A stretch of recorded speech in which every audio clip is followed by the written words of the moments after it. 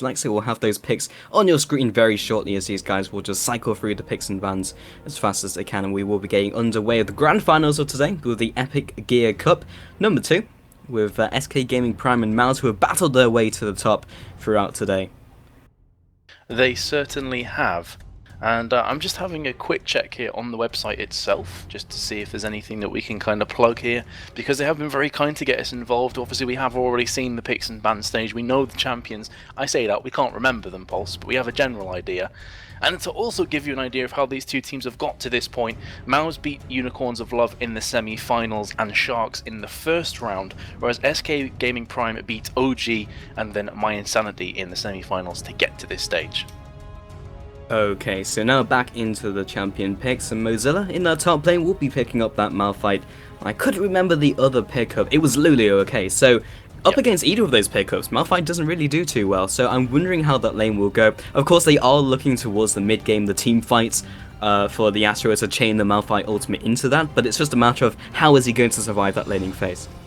I would be pretty surprised if they don't lane switch here and send Caitlyn Morgana to go against Ryze, because not just the fact that Ryze is going to probably dumpster Malphite at top lane, or at least get a lot of free farm up there, which is never a good thing, but on top of that, the poke damage and all the utility that Morgana is going to bring to the table makes it very difficult actually for Wukong to get in to gank the top lane, especially when you consider that Wukong isn't that strong before level 6 with his ganks. He offers no real CC until he gets the Cyclone. We're going to see how this game pans out in just a couple minutes, but with about 3 minutes left on the delay time, we're going to jump to a quick commercial break, and when we get back, we'll be in the grand finals of today between SK Gaming Prime and Mouz. We'll see you soon.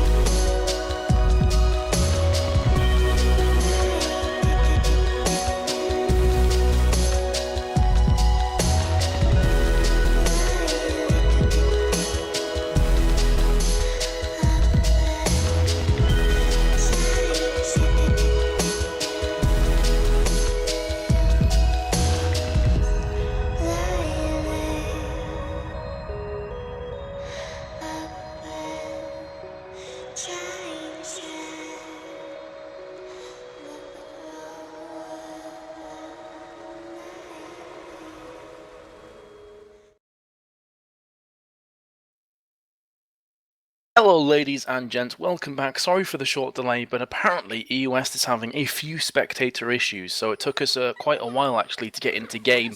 Just loaded in, 1 minute 40 on the timer, and I know that Pulse is still trying to get into spectate.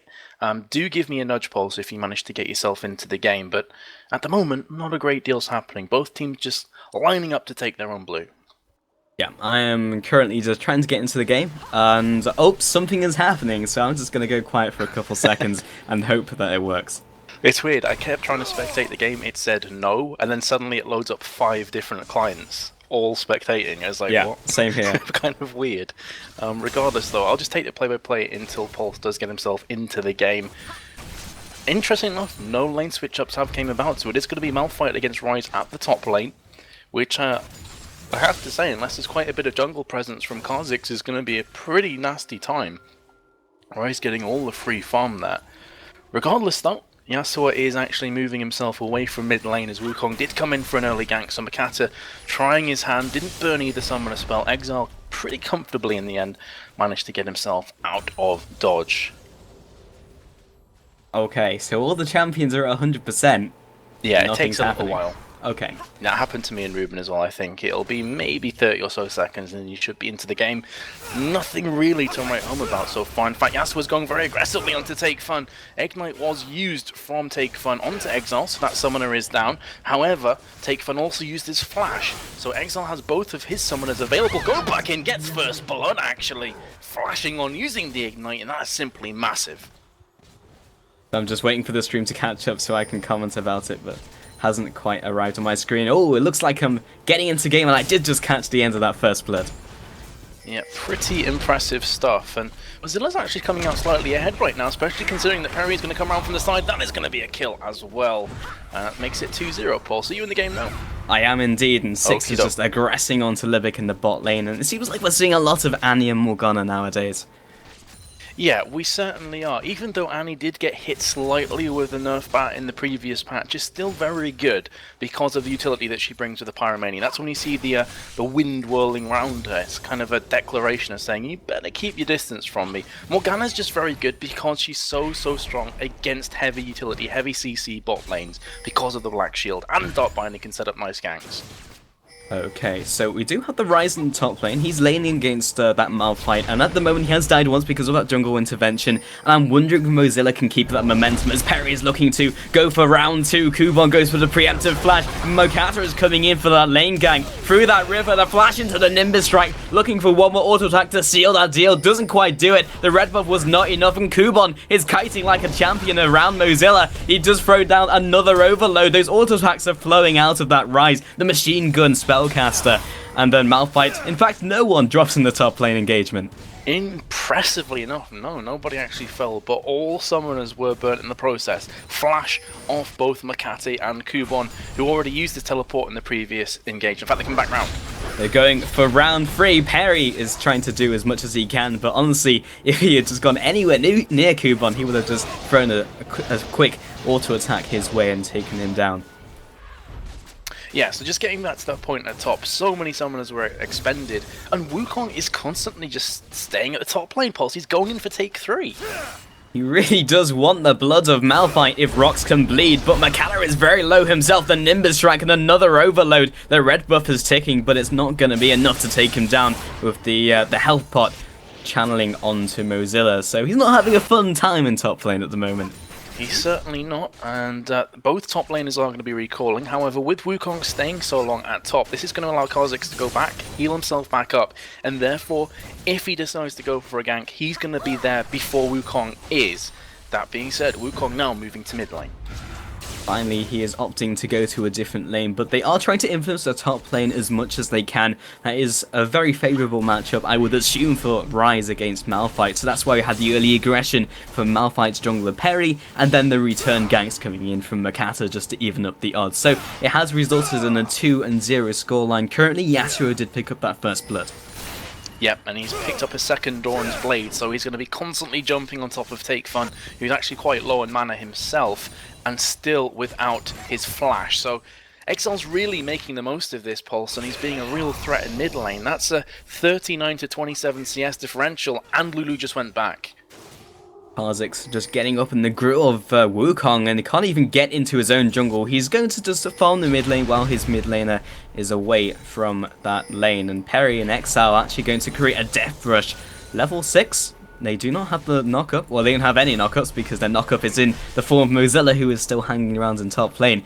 We'll see if Wukong opts to go towards the bottom jungle, but in fact he's going to wander upwards, and that's a lot of wasted time. It certainly is. Mouzilla and also Cubon are both, in fact, they're going to be engaging on each other. I say that, Mozilla's going to be pulling himself back. What I was going to say, they've got about half a level left of experienced mid lane, though. Going for this gank, Take Fun is just walking around them, takes quite a large chunk of damage from Taste Their Fear, but it's not going to be lethal today. So, what I was going to say is that Malphite was about to hit level 6, and also was about to have teleport available. However, he's used that on the top tower. In the previous patch, I believe that the teleport cooldown was reduced by 100 seconds if you go use it on a tower, so that's one of the reasons why he's popped back at the top lane. I thought for a second they were going to try and set up the kill for something like Dragon, but that's not going to be the case. Yesterday, in fact, was the first day in which that patch came into effect, and we saw Babunia just constantly teleporting on towards the minions, and he hadn't realised that was a change that had happened. But Mouzilla is clearly on the right page with the current patch being 4.4. This is the live server we are playing on, so that's one of the reasons why we have so many of the issues, but at the same time, we get to enjoy the new patch and everything it brings with it. But Makler has been locked up by the Dark Binding in the bot lane, the Igniter's taking sixes, throwing out those auto attacks, and Makler should be home and dry from this one. Libic is just going to stick around, and that will be Lucian having to recall back to base. It's such a potent combo, and that's why Caitlyn Morgana is so scary. If you land a Dark Binding, it's extremely easy for Vanillan to put his Yordle Snap Trap underneath and then try and make some plays. Tibbers at bot though. Yeah, Libic going 1 versus 2. The Tibbers coming down. The Igniter's taking the aura from Tibbers. In fact, picks up 1 and now waiting away at 6. This could be enough damage, but 6 is also looking to take out Libic himself. The gank is now coming from Makata. This is just a ticking time bomb. He's not even gotten out of the bush just yet. Makata not quite in range for the Nimbus strike. The flash will be expended from 6. Yeah, Flash and Ultimate both use their from 6 to escape in the end. And as we were just about to say, you know, Snap Trap underneath the Dark Binding is kind of guaranteed extended CC, and that's what forced Makler away. And they tried to make plays off back of it and actually went 1 kill down. I'm interested currently in Yasuo's build, that being from Exile, because I know he is a very competent Yasuo player, but I've never really seen him pick up the Berserker's Greaves this early on into the game, and if he was Lucian, then you could make an argument for he's trying to increase the culling damage, but he's Yasuo, so I'm not entirely sure what he's looking for. I know it does reduce the cooldown on Q, however. It does. I remember casting him 3 or 4 days ago, and he was playing Yasuo then. He went for Static Shift first, and then into Berserker Greaves. Speaking of which, though, he is actually engaging and Take Fun again. Yeah, meanwhile, in the top lane, though, Kuban will drop, and now in the mid lane, these quick fire kills going down. Exile picks up 1, flash over the wall, very smooth mechanics. Take Fun flashes over the wall, looking for that Glyph Lance to land onto Exile, and in fact, just wastes his flash. Sells a flash for a flash, and a kill in Exile's favor. Yep, 2 kills globally going to the pocket of SK Gaming Prime. Kha'Zix 2-0, Yasuo 2-0. 2 extremely potent, scary champions to get fed early on, and that is going to be Azil. So I'd expect to see Yasuo going for that Static Shiv next. It's such an integral core item for the champion. Yeah, of course, the Static Shiv and the Infinity Edge just make up the bulk of the item build, and he's pretty much set to go. There's a lot of Yasuo players who just go for that core item build and they go full tank because they don't need anything else. Maybe opting for a last whisper a little later on into the game when people start itemizing armor, but apart from that, it's fairly typical for them to go for a more tank-centric build. Yep, very, very true. Just for those 2 items, you can chunk through players extremely easy. It scales extremely well with his kit as well. And on top of that, he's a hyper-mobile assassin almost in the mid lane. And he's going to get up in the grill and try and do as much damage as possible. He is moving down towards bot lane. I thought for a second they may try a gank there, Pulse.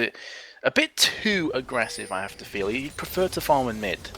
Perhaps, but what he did do was place down the ward preemptively for the buffs spawning at around 12:30, which is the second rotation of buffs, and he may look to counter jungle that along with Perry, because they do have a read on that buff timer. Exactly, so definitely watch out for some plays. Kha'Zix is going up to his red buff. In fact, he already has his red buff, so I guess he's going to be taking golems instead. And right now, in this stage of the game, you got to say that SK Gaming Prime, they're looking very, very strong.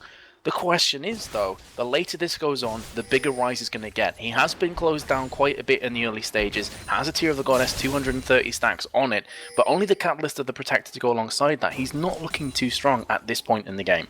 If Mouz are going to come back into it, it's going to something that's going to happen at around 50 minutes. But Mokana moves into the mid lane. Exile's taking a ton of damage. He will be just trying to get away with them using that Eve. The last auto attack from Take Fun secures the kill.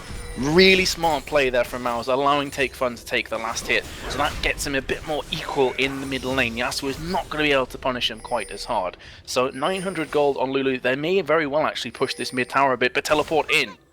They are looking for the teleport, and Malphite just arrives to farm up the mid lane while the mid laner is absent, so I'm not entirely sure if that was the best use of teleport, but he did get the timer reduced because he went onto that tower instead of a minion or ward. Yep. And with the dragon also being dead, can't really do a great deal with this either. I mean, they took the top tower, so they may very well try and push mid. But without Yasuo, they're not going to be able to do that for a while. Bot lane, though, Mac has been caught.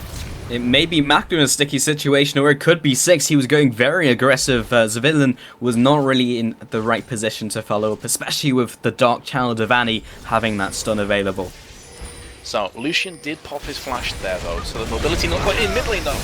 They are looking for this gank, and they pick up the kill onto Take Fun, and Kubon is locking down Mozilla underneath the tower, but Malphite, even at this stage in the game, is fairly tanky and will just shrug off that damage.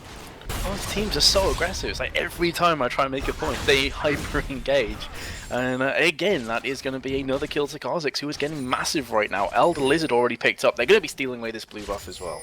And patch 4.4 has been so aggressive. I feel like the first 20 minutes are just not the time for the colour caster to shine here in messes. You just don't get the chance to talk. It's true, but I'd prefer it that way than a really dull 0-0 20 minutes where you're kind of making the same point in different ways for a long extended period of time. But we can talk a bit about some of the items being picked up now that the dust has settled somewhat. You do still have over 1,000 golden Wukong, so it's important to take that into account. Looking quite bare with just the Spirit of the Elder Lizard. But bot lane, Caitlyn is slightly ahead of Lucian in terms of farm. Well, I say slightly, that's 40 ahead. That's a pretty big chunk of difference, but also has the slight build advantage. Beautiful shield coming out, though, from bot lane. The Tibbers went down, didn't quite get the stun. We did see a teleport coming out, and this time it's going to be from Kubon. Six is just going to be the sacrificial lamb, allowing Caitlyn to get out of dodge. That was such a good dark shield, though, black shield from Morgana. Had that not have been used as Tibbers was fallen down, that probably would have been a double kill, honestly, Pulse, because they'd both been stunned up, and then you'd have just had Rise coming around from the backside and cleaning up. Six couldn't have played that situation better. He sacrificed himself, but at the same time, sacrificed himself for the AD carry and allowed him to survive. And I thought Zavillin was actually going to go forward and then die, which would have made that situation not worth it, because Six tried so desperately hard to allow his AD carry to stay alive in that engagement. Yeah, Six obviously attending the selfless school of support. Put yourself in the way of the AD carry, let your AD carry get some farm, and then carry later on in the game. However, Wukong coming round from Tribush. He has decoyed up with that stealth, heads into the bot lane, didn't look for the Cyclone, and he may still look for it. Mozilla is just a very big rock that he doesn't want to contend with, and not convinced that Zavillin has the damage just yet. Yeah, high stacking on health right now. Giant Bolt and Spectre's Cowl, so that's going to give magic resistance against Rise. Makes a lot of sense considering he was laning against him. And also going on to the latest stage of the game, you can maybe go for a Sunfire Cape, Banshees fail, something like that to make him even tankier.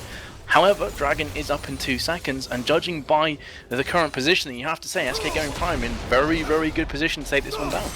Well, they had the timer on it, and Mouz only had a rough estimation. That's going to be the teleport coming through from Mozilla, just securing the top lane, making sure Rise doesn't knock it on down, meaning they pick up the Dragon for no casualties in the form of objectives or even kills.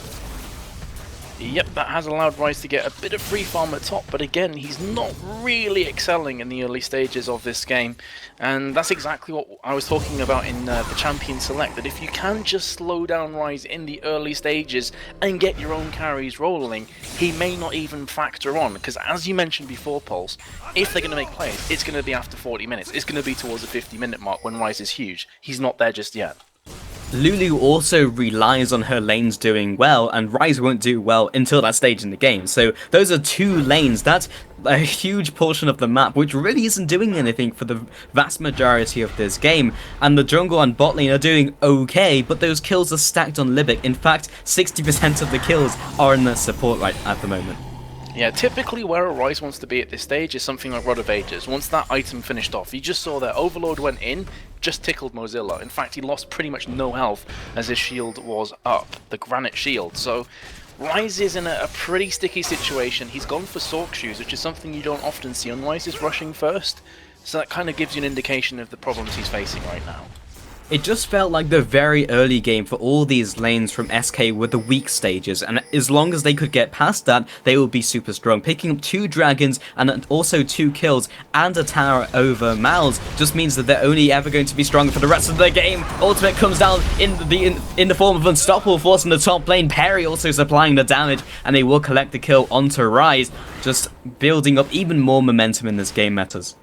But Ryze living up to his name. I don't want to hop on this, but Desperate Power was used there on Mozilla, and it did pretty much nothing to him. They even tower dove on a Ryze, which is not something you typically say, and they got away freely, and they're going to pick up a tower. Ryze in dire straits at this stage in the game.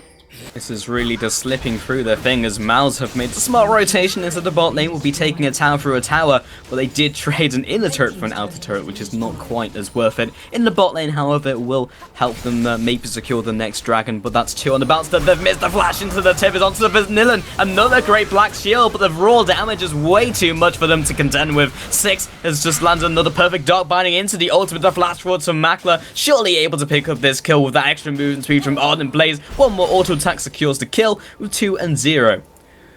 Yeah, so for everything that's going wrong at the top lane right now for Mouz, everything's going right at bot lane for them. Lucian 2-0, he's going to have a high stack of gold, in fact nearly 3,000 gold. So he can finish off the Bloodthirster, maybe build towards a Triforce as well with a Zeal or a Sheen or something like that, and he's going to start to extend his dominance at bot lane. So all they have to do right now is dig in deep and get Kubon fed up so that he can be a real threat in the later stages.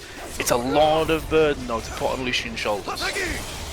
So what's interesting to me at the moment is that Lulu has opted towards the Morella Nomicon as a first item, which is somewhat rarer than other item builds. There's actually quite a lot of different ways you can build Lulu, but Perry has found himself that Lulu in the jungle. Taking a huge amount of damage, the flash over the wall, and the Duke picks up 1 onto Exeler. Perry has jumped over the wall, will be reclaiming a kill in turn, and gets the reset using those evolved wings. Has also picked up the level 12, meaning he has the 2nd evolution, and will be opting towards the Void Assault, just like Insec has taught the whole of the Western world.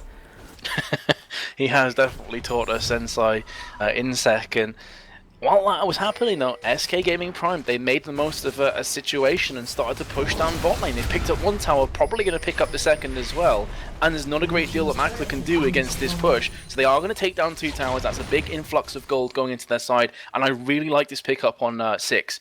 Mikhail's Crucible is such a good item for this composition that they're facing off against, especially if you have Yasuo going in full ham or a Perry on Kha'Zix. You can just instantly heal them back up and cleanse them out of any sticky situations they find them in with the likes of the Tibbers. It feels really strange in this game, Metas, because we do have a ton of confrontations, we see a lot of kills going down, but it's not off the back of that we see an objective being taken. It's just maybe a couple seconds after that we see a smart rotation come up from SK because people have maybe reacted towards that, and then they just pick up a tower. And it doesn't feel like it's a direct result of that, it's just Mouz being out-rotated. Yeah, SK Gaming Prime recently have been on a tear. The last month or two, they've improved leaps and bounds. Saw it in the Face It Invitational, got through to the grand finale to get beaten out by Gamers 2. We also have seen them in the US Challenger Series number 20, something else that Chaos TV hosts, get through to the finals as well. They've been on such a good run of form, and that's mainly been because of their decision making. Whoever their shot caller is has been doing a sublime job, because as you say, they always seem to be a few steps ahead of their opposition. This time it's going to be Mouz, who, remember themselves, ex-MYM used to be in LCS. These are really, really good players. Absolutely exceptional. The ex-MYM lineup is no pushover, but at the moment they're being made short work of. Mokata is aggressing forwards, looks for the blue buff take. Not sure who managed to secure that, because both of them have those blue buffs. I think it was Mokata with that perfect steal. Yeah, Makate's cooldown for his blue buff is just started, so it was Makate that picked up that blue buff. But you can see that Mouzilla, again, because he's so tanky, because he's feeling pretty much invulnerable, he is just pushing down that top lane by himself. He has picked up the Sunfire Cape up first, which I was expecting, and I would probably say that Spectre's Cal's going to go into Banshee's Veil. That being said, he's actually teleporting to mid, so they're probably going to try and make a play on this dragon that's up in around 13 seconds.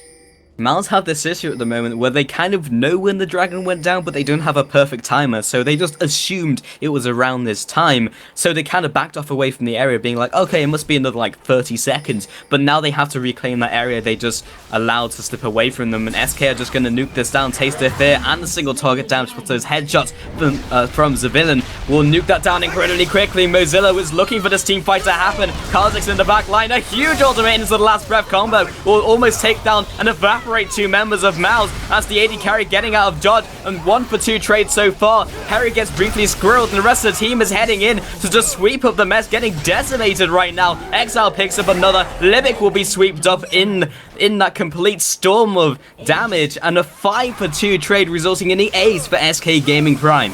And that was a show reel of why this composition is so strong.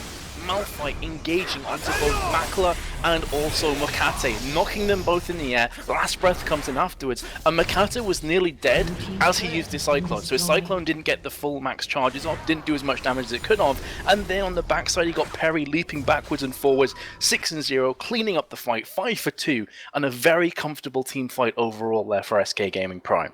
And it's only 22 minutes into the game, and we've already got a 10,000 gold disparity, which is huge in this game. That's 2.5 big items that the team of SK Gaming Prime have over Mouz, which is just not really going to help their cause when it comes to team fights, as we just saw around that dragon area.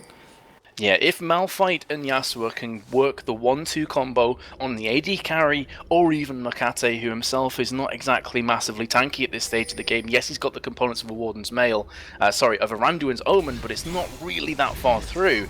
He will get popped. That being said, though, Mouz are going for the Baron.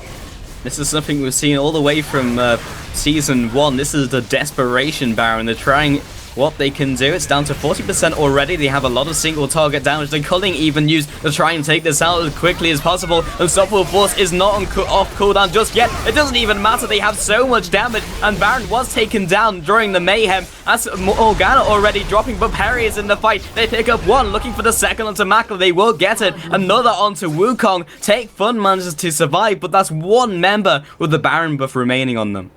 Yeah, Caitlyn didn't really play a huge part in that team fight either. That was just cleanup, and they tunnel visioned. You called it right on the nose. It was a desperation Baron. Kha'Zix was out of position, but Makate's so tanky. He ran in by himself, and then Perry joined him by his side. It was so comfortable in the end. The Baron crushed through Mouz.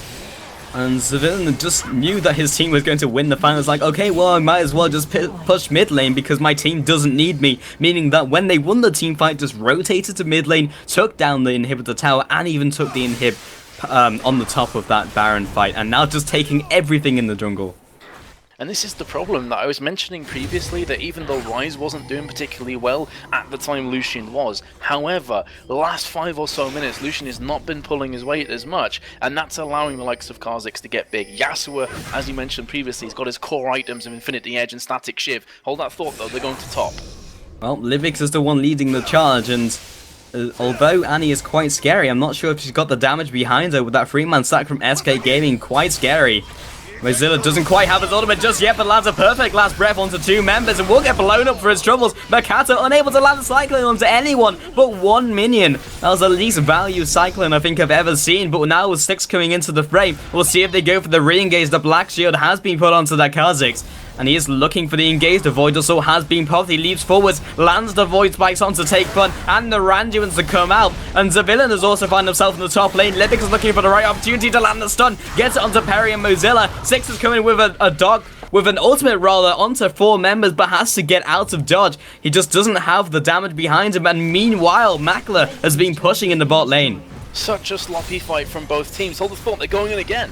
It looks like they might want to go for this tower die. Tibbers is tanking this tower up, but they choose better of it. At least they will take this tower.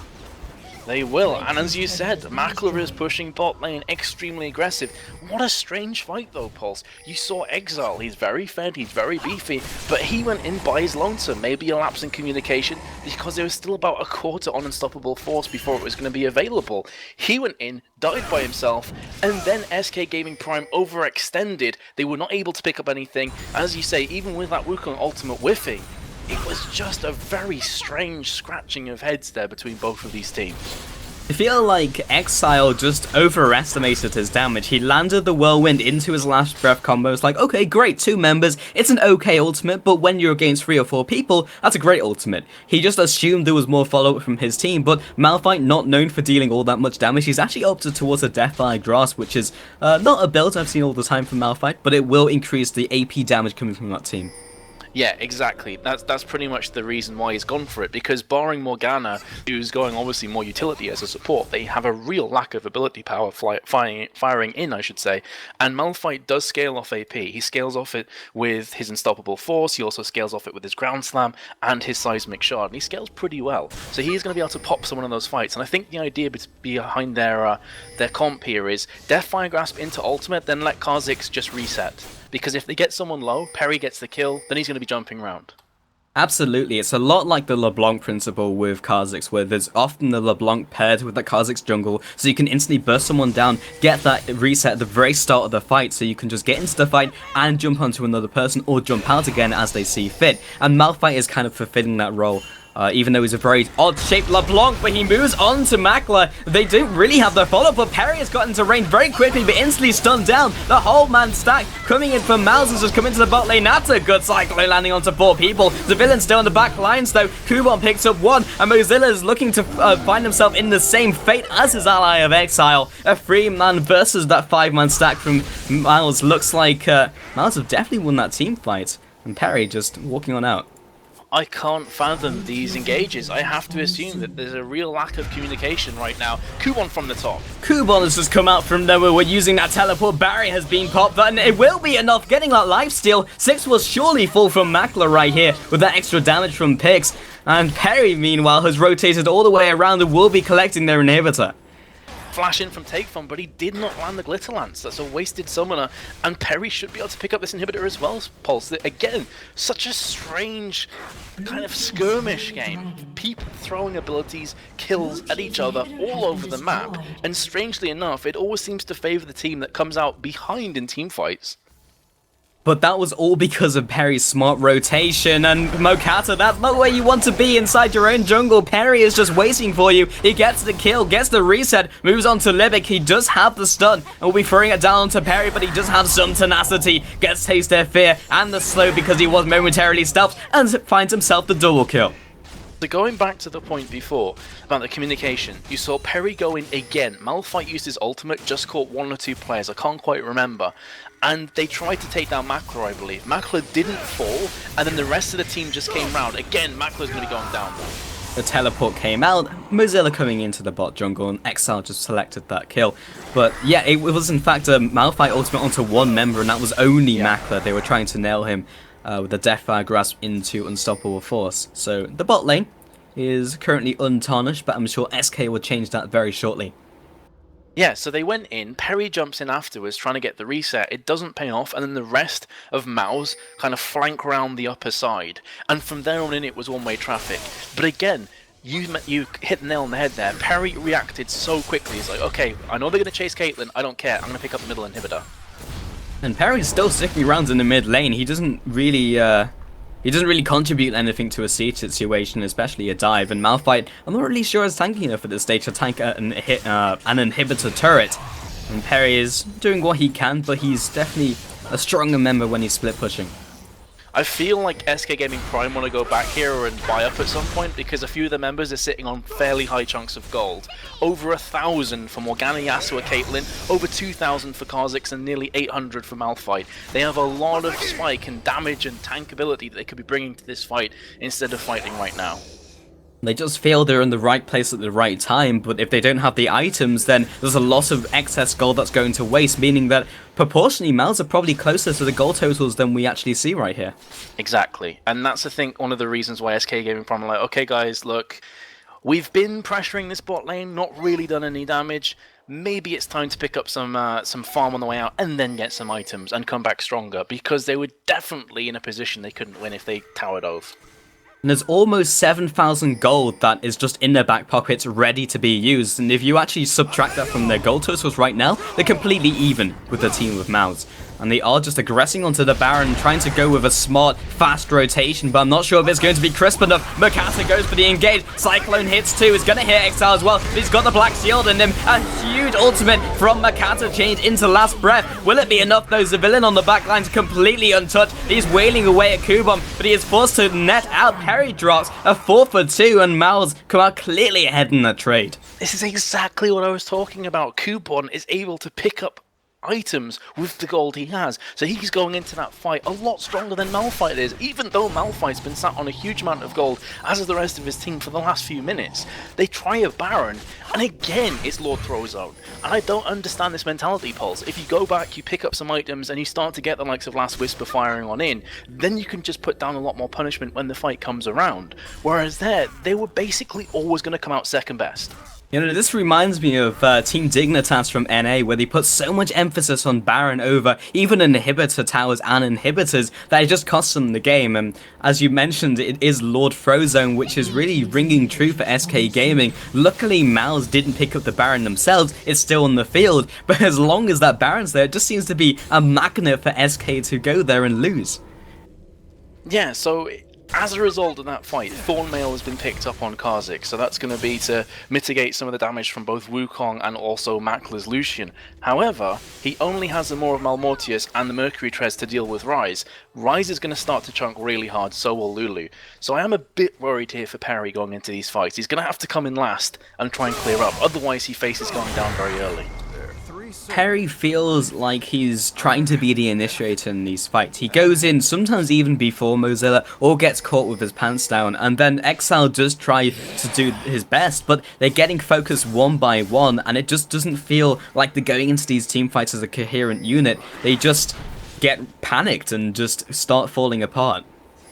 Exactly, and it should be Malphite jumping in first, and he's actually sold his Deathfire Grasp. So that was a 5-minute Deathfire Grasp that he had in his back pocket. He's like, okay, screw this, it's not working for me, I'll just go ahead and pick up the Banshee's Veil and some of the components for Randuin's Omen. Seems they've caught Makate though. They do get this pick. It could be disastrous from Mouz after those string of good team fights, but they don't quite get him just yet. A Dark Binding lands onto Makata once again.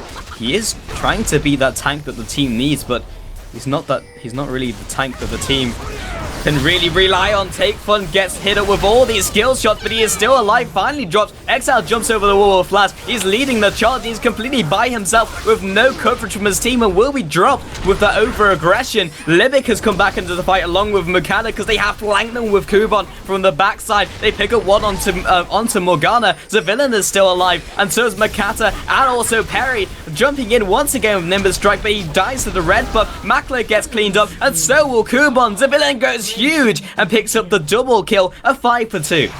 I have no idea what Mouz were doing. They shifted focus 5 times in that fight, from Vanillan to Mozilla to Perry, trying to finish off the kills. They don't even manage to take down the big rock or the insect, and that allowed Vanillan to just stand there, plant his feet on the ground, and crush everybody down.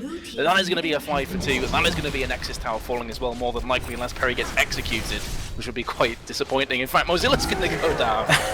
What the hell? They are very, very low, and with Take Fun coming out of spawn with the Whimsy and also the Home Guard boots finally being tagged by the 90 count of the net, but that wasn't going to be the game with Take Fun being alive so quickly and out of the gates. But a very sloppy fight, I think we can all agree. Yeah, I just swear that Caitlyn turned into a tower there and was just planted and didn't have to move any. And that's not me flaming Vanillan. He didn't need to move because everyone was focusing the tanky Mozilla and then trying to pick off Perry, who himself was pretty tanky, as I was mentioning before, with both the Thornmail and Randuin's Omen.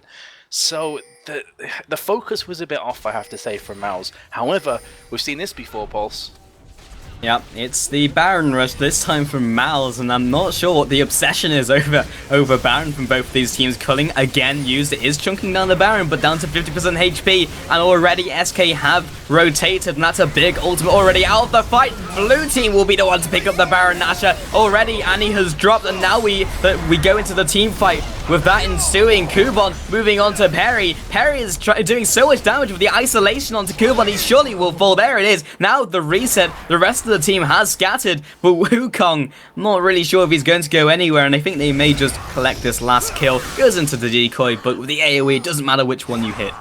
I feel there needs to be a ceasefire sign for Baron, because whichever team gets it ends up dying. Yeah. Like, really quickly afterwards. And again, Makate's Cyclone didn't really connect, and that's a big chunk of AoE CC off the table. In fact, they could finish the game right here. And it looks to be the case. Livica's up in around 5 seconds. Take Fun and Makler are the last two men surviving. Exile may just take Makler down himself. There it is. And Take Fun going 1 versus 5. Not much chance for that, Yordor. And now the Nexus falling. Livica's walked out of the gates. Right to be thrown back 6 feet under. GG well played is being called. And the first game will be going to SK Gaming Prime. It's worth it though, dude. They got the Baron. They did. They did get the Baron. The